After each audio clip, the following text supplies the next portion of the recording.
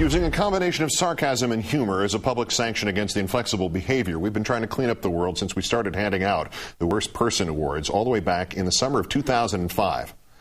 Somehow it just keeps getting worster.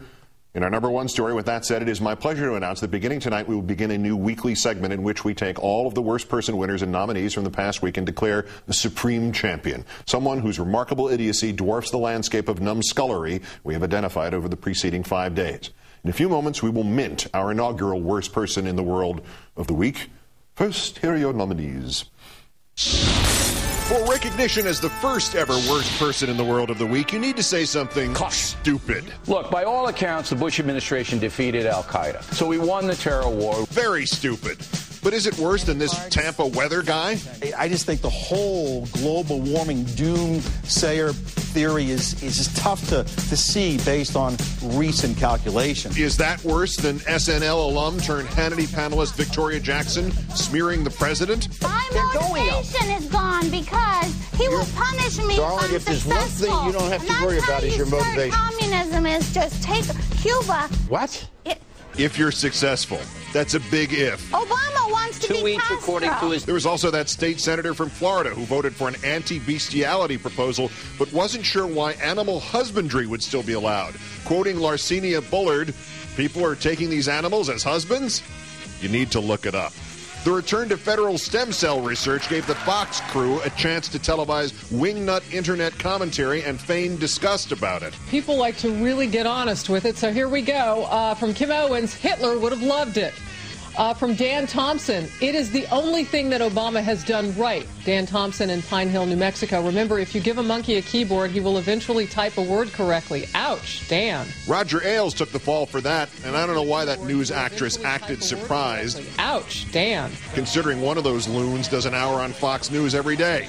Do you think maybe we could avoid the harvesting babies for their organs or stem cells or cloned bodies? Also, former Republican Speaker Gingrich came out with his Newt deal, paying teenagers to not get pregnant, bringing the GOP out of the wilderness with state-sponsored prostitution. In fact, this may be a first. After author Michael Wolff came on this show and said the following about the New York Post Obama chimpanzee cartoon. Now, this is all about Carl Allen. It's all about he chose the cartoon. Guess who showed up on the New York Post's page 6 3 times after that?